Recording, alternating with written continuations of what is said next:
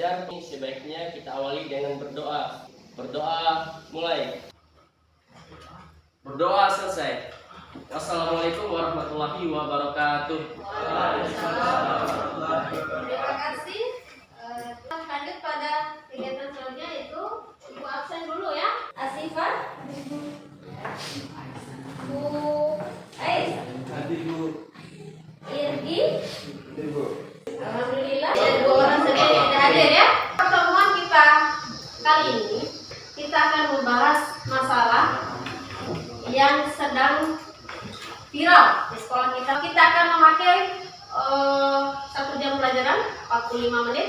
Kegiatan kita ada 2, penyampaian materi, kemudian nanti ada dengan diskusi kelompok. Anak-anak yang ibu banggakan, ibu mengangkat 1 materi yang berjudul Indahnya Persahabatan. Siapa yang sudah punya sahabat? Saya. Siapa? Gak punya sahabat? Teman saja. Teman punya, sahabat gak punya. Tujuan ibu memberikan materi ini adalah bagaimana kemudian kalian bisa menunjukkan perilaku persahabatan itu.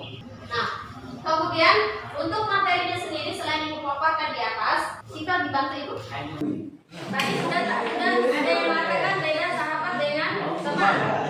Nah, itu persahabatan sejati adalah suatu hubungan yang kalau ada teman sedang menderita atau kesusahan, kita ikut sedih dan memberikan semangat agar mereka tidak patah semangat.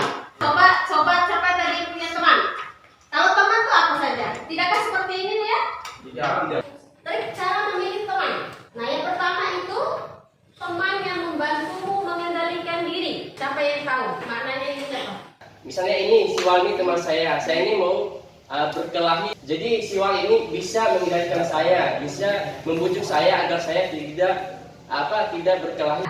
Artinya teman itu mampu mengendalikan emosi kita, ya, amarah kita, ya, seperti itu. Kemudian yang kedua, teman dengan nilai yang sama. Ini maksudnya itu adalah yang satu prinsip misalnya. Kemudian yang ketiga, teman yang bisa dipercaya. Istilahnya itu tidak 2 muka. Teman yang seperti ini harusnya dihindari. Kemudian lupa, jangan berteman dengan orang yang suka mengeluh. Artinya teman ini adalah tipikal orang yang tidak pandai bersyukur. Ya. Kemudian yang kelima, pilih teman yang bisa menghargaimu. Adalah ketika kita berbeda prinsip tapi dia mampu menghargai, tapi tetap jalan bersama. Kemudian lanjut, teknik mengelola emosi. Nah, terkadang tadi seperti kata Jul itu, ketika dia marah, nah itu adalah emosi. Yang pertama itu adalah identifikasi emosi. Nah, identifikasi itu apa saja emosi?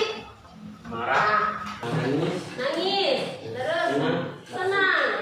Ketika teman mempunyai ekspresi itu seperti itu, jadi dikondisikan. Kemudian kontrol diri.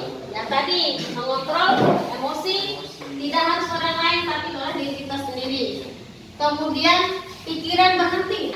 Pikiran berhenti itu adalah maksudnya sering mengatakan pada diri. Kemudian pernapasan diafragma. Jadi diatur pernapasan. Tarik nafasnya, insya Allah akan mereda. Kemudian musik, ya bisa dengarkan musik itu, ya. Kemudian empati, kemudian buku harian emosional, ya. Bisa perhatian penuh, ya. Instruksi mandiri sendiri. Kemudian yang terakhir itu adegan. Itu teknik mengelola emosi. Siapa yang tahu beli itu? Nah, katanya apa? Perundungan, penghinaan, ya. Ada 4 yang perlu kalian tahu bullying itu. Yang pertama itu bullying secara fisik, ya, memukul, menendang, kekerasan terhadap teman, ya, bagus. Kalian paham itu ya? Kemudian yang kedua, bullying secara verbal, mengata-ngatai, mengolok-olok itu kan verbal. Kemudian bullying secara sosial, ya. Apa itu bullying secara sosial? Nah, apa itu? Mengumbar aib. Ya, lewat sosial media. Ya. Kemudian cyberbullying. Gimana nih? Memberikan komentar kasar, Memberikan menjatuhkan orang lain. Oh ya, merendahkan. Merendahkan orang lain. Nah, itu adalah bentuk dari cyberbullying. Nah, apa saja sih yang menyebabkan terjadinya perkelahian itu anak-anak? Nah, ya, akibat yang pertama adalah bullying tadi ya. Masalah sendiri itu labil ya, diajak teman mau tidak ya, dicari ya, kita. Kemudian kontrol diri yang lemah, Tidak bisa mengontrol diri. tidak bisa mengontrol diri. Kemudian pengaruh pria. Ada nggak pengaruh? Ada. Contohnya begitu. Iya, Bu. Saya itu kan berapa? Iya, itu. Ya, pengaruh media itu kepada diri, tinggi dan viral karena tawuran itu hal yang wajar. Dan tidak menonton, oh ini kebetulan tawuran, jadi ketika menonton akan diadopsi maksud ibu ya. Ya, asih ya, coba. Betul kata kurangnya pengawasan orang tua, betul nggak? Yang kedua, tekanan teman sebaya. Kemudian ada dampak psikolog dampak perkelahian. Tentu saja sebuah perbuatan itu akan berdampak. Yang pertama itu dampak psikologi, ada stres, ada frustasi, ada trauma. Ya, siapa yang tidak trauma kalau dipukul? Ya.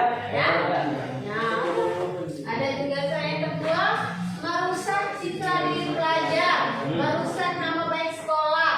Betul nggak? Kemudian merusak fasilitas umum. Tentu saja kemarin itu di halte, dilompat, dipukuli bukan tidak mengusung kemungkinan hantaman ya. Nah, kaca mobil guru. Oh, kena lempar di dalam. Nah itu akan merusak fasilitas umum dan pribadi. Yang selanjutnya timbulnya kecemasan dan keresahan masyarakat di lingkungan sekitar. Itu pasti anak-anak ya. Masyarakat di sekitar kita akan merasa takut sekali ketika ya akibat perlakuan kita. Jadi ibu ini PR besar. Bagaimana kalian bisa menghindari? Kemudian setelah itu ada korban luka maupun meninggal. Kemarin ada korban nggak? Ada. Kemudian bagaimana cara mencegah perkelahian itu? Ya, tentu saja ada caranya.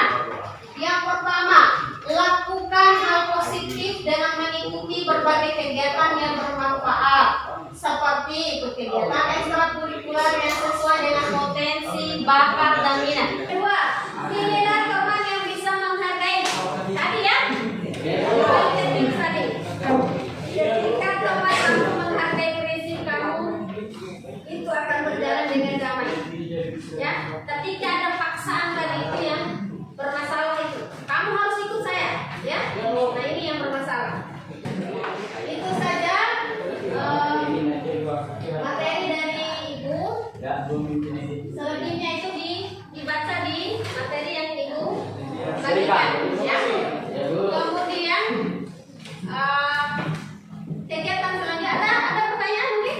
Ada bu? Ya. Jadi terkadang kita tuh nggak berani tuh atau takut gitu kalau mau melaporkan teman yang mau berkelahi, takutnya ketahuan terus dimusuhin. Jadi gimana tuh? Caranya ya? Ada yang tahu bagaimana pertanyaan dari Juliani tadi?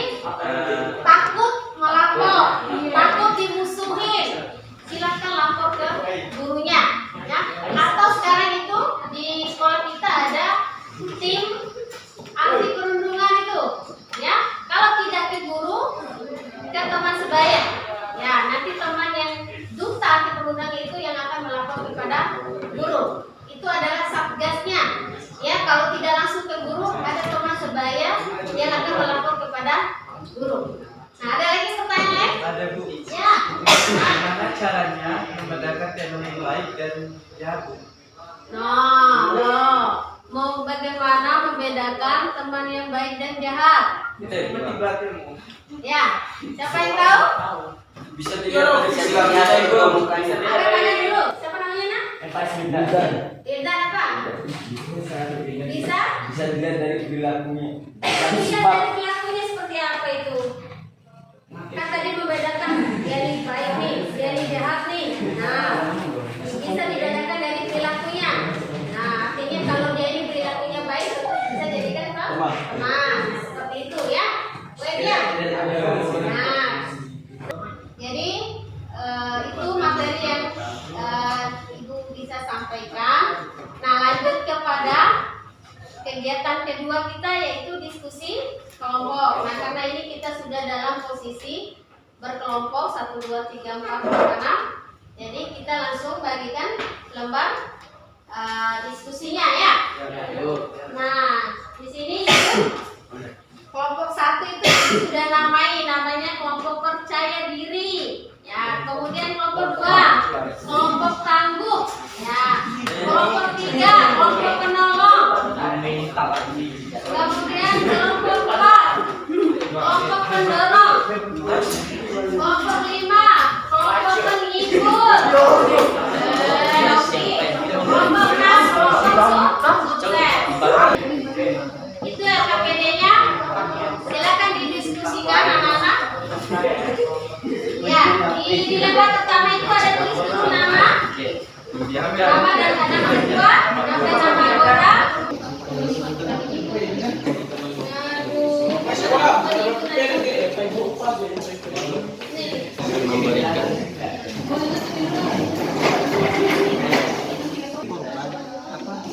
Udah memberikan pertolongan pertama.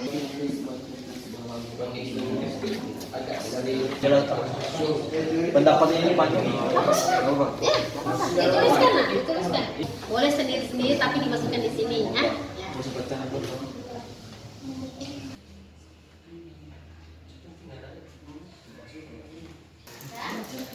nama anggotanya.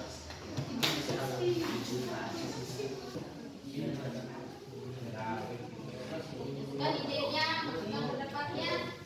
Kalau dalam kondisi seperti ini, Pak. Ayo,